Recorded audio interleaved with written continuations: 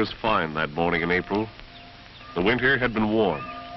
Already the blossoms were out, and in the fields, plowing had begun. But the farmers were not at their plows that day. They had taken their muskets and formed a line on the green in the village of Lexington.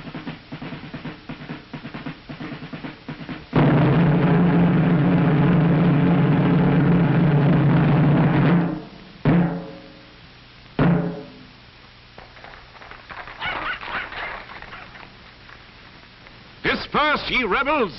Why don't ye lay down your arms and disperse? Stand your ground. Don't fire unless fired on. But if they mean to have a war, let it begin here.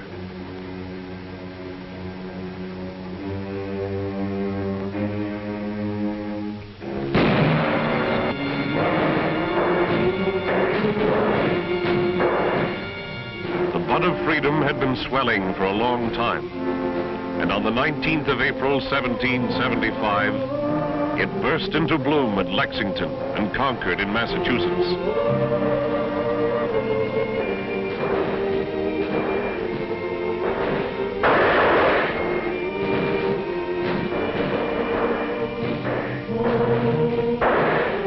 What were the freedoms these men were fighting for?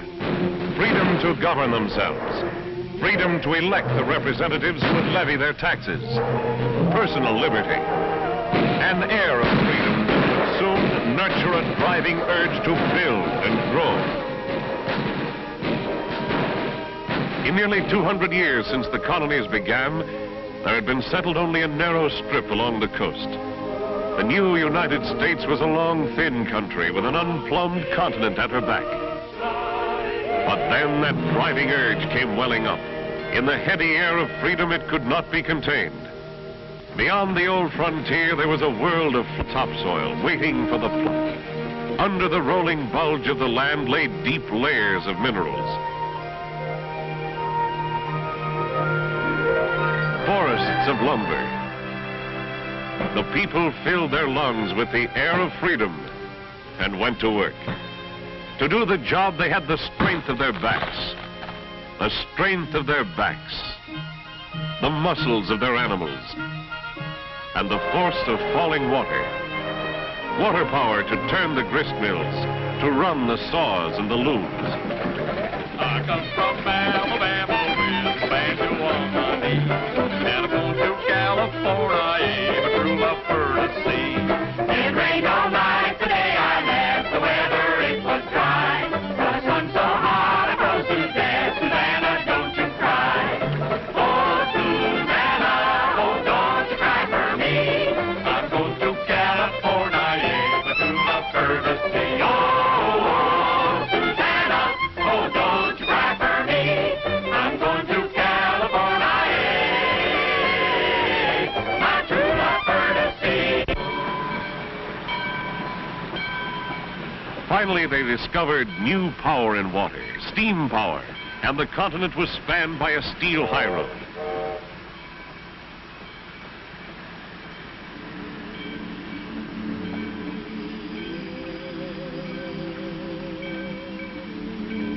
In just about 100 years, they had given the country a new, spacious shape.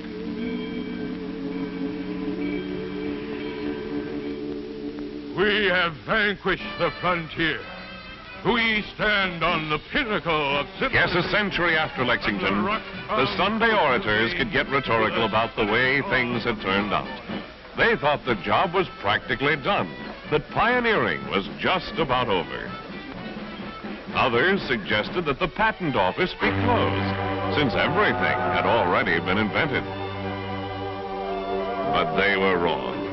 All this time, through all this empire building, another kind of pioneering had been going on. It began 25 years before the Battle of Lexington, and was not concerned with muskets and ox wagons, but with some odds and ends, like a salt cellar, a vinegar cruet, a pump handle, which belonged to one Benjamin Franklin of Philadelphia. He was experimenting with a phenomenon he called electric fire. and he made his apparatus out of whatever household goods came to hand. Everyone knows how he made a silken kite and flew it in a thunderstorm to prove that lightning and electricity were one and the same. But he also made the first electric battery. He discovered the positive and negative properties of electricity. His writings, which contained the original language of electricity, were translated into German, French, and Italian.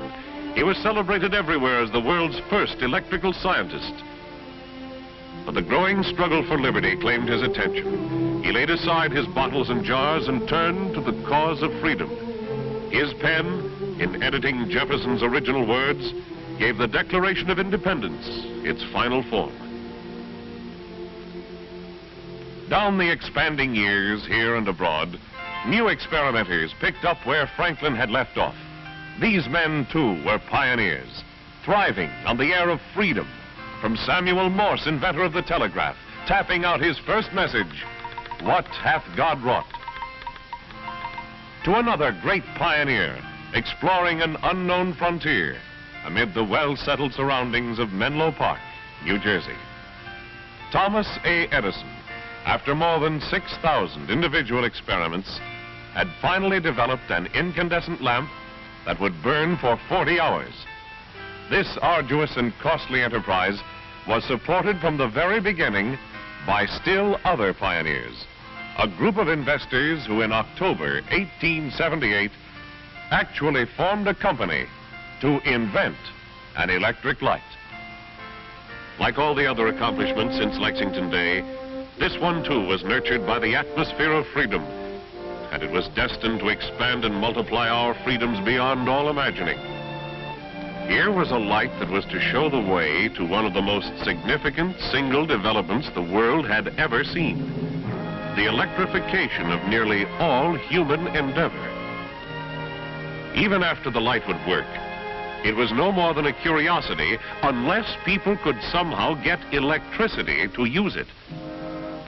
Edison envisioned a central generating station to manufacture electricity and a network of wires to deliver it to customers. To bring his dream to life, there had to be created in one stroke the whole foundation of our electrical age: generators, cables, switches, junction boxes, conduits, meters. The birth of modern electric power systems took place in 1882. The dynamos started in the Pearl Street steam station in New York City, and in the Midwest, hydroelectric stations had their beginnings. No longer would light, heat, and power have to originate at the points where they were to be used. They could be delivered by wire from central power stations. For electricity, as Benjamin Franklin knew, was heat and power, as well as light. Many other pioneers already saw the power possibilities, and they were developing a device called the electric motor. Here was the strength of men's backs, the muscles of their animals, and the power of the water wheel in one package. Now there were companies manufacturing something that no one had ever made and sold before. They were manufacturing the most versatile power of all time, electric power, and delivering it through wires no bigger than your fingers. Here was courage to build and grow, but courage also to back progress up with cash. A pioneering spirit on the part of people everywhere: the bank cashier, the harness maker, the shoe clerk, the school teacher. The ordinary, everyday people who invested their savings and gave the young power industry strength to expand. They, the shareholders, as much as the inventors and engineers, brought about a great revolution. When a world that had plodded down the centuries suddenly found out how to use a force that had waited to go to work since before the daybreak of history.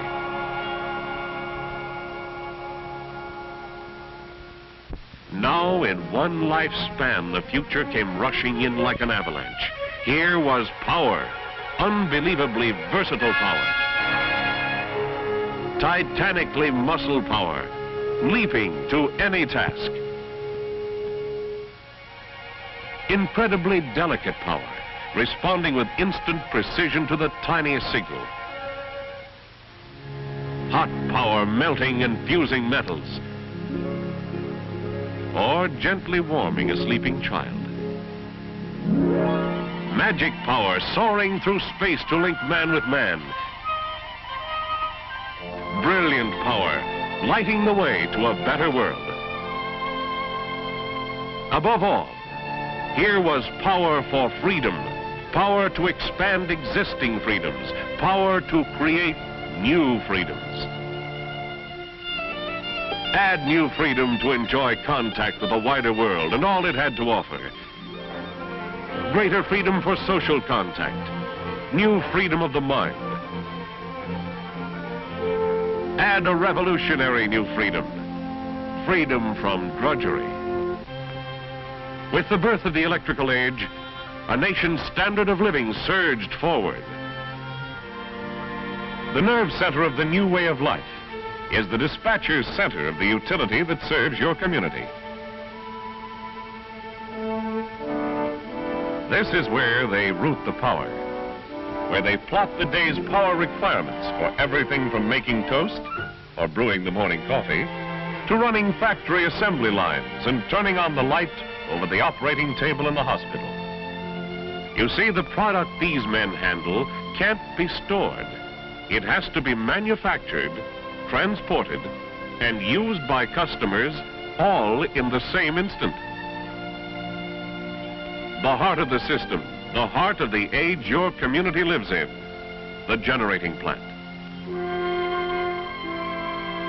It is still the old principle of the water mill. Turn a wheel and produce power. Power that can be carried by wire. Hydroelectric plants use falling water to turn the wheels in country where mountain lakes can be harnessed. But the biggest percentage of United States power comes from superheated steam, driving turbine generators. Electricity is produced at 13,800 volts. Transformers step it up as high as 230,000 or more volts. And it speeds over the transmission lines, wires connecting the turbine generator with factories, stores, homes throughout the community.